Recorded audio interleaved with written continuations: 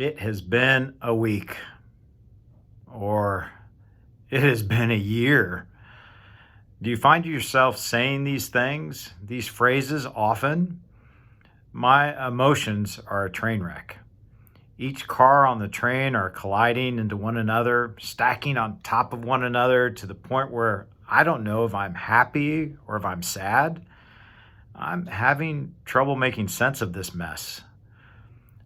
2 weeks ago, I chose to attend my aunt's funeral in Kansas City. She lived an incredible life, and I'm so blessed I got to be part of her life. And I'm thankful for her influence on mine. So her funeral was a celebration of her and our family. One day I traveled to my grandpa's cabin a few days before the funeral.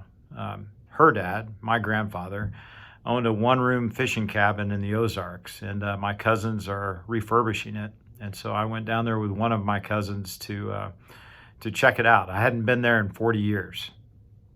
It was an incredible experience. Just being in the same cabin I had been in when I was a boy, fishing with my grandpa, and it was great. I had lunch with a friend that same weekend. I just had this incredible weekend, but it was incredibly stressful too. I traveled knowing that members of my immediate family would disagree with my choice to travel back for the funeral, so I didn't tell them. I was worried in every social setting, locating return air conditioning vents in the room so I could stay out of the flow of air and the flow of potential virus-carrying air currents. So literally, in the same moment with my family, I was feeling competing emotions of stress and joy. Living in ambiguity is difficult. But it has become the norm, hasn't it? Politicians who once said one thing are saying the opposite thing. We were told not to wear masks in March and then told to wear them in June. Sports figures are more protected from the virus than our school teachers. And my guess is that you may have a wide range of feelings, some conflicted by these things I just mentioned, and a whole host of other things that we've experienced over the last 9 months. So I find comfort in the Psalms. No, I don't. I find collegiality.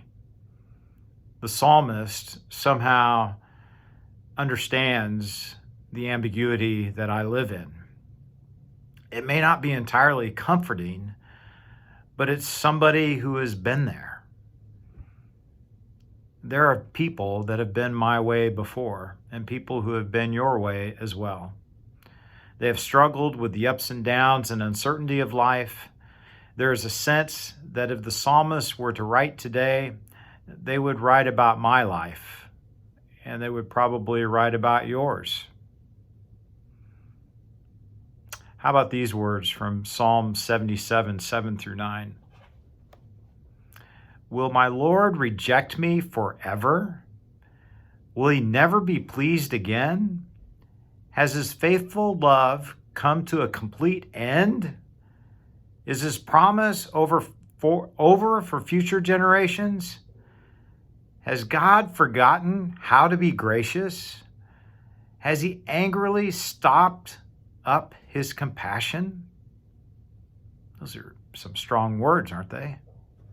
But then, a couple of verses later, the same psalmist says this: God, your way is holiness. Who is as great a God as you, God? You are the God who works wonders. You have demonstrated your strength among all peoples. With your mighty arm, you redeemed your people. I guess I just need to know that someone has been my way before.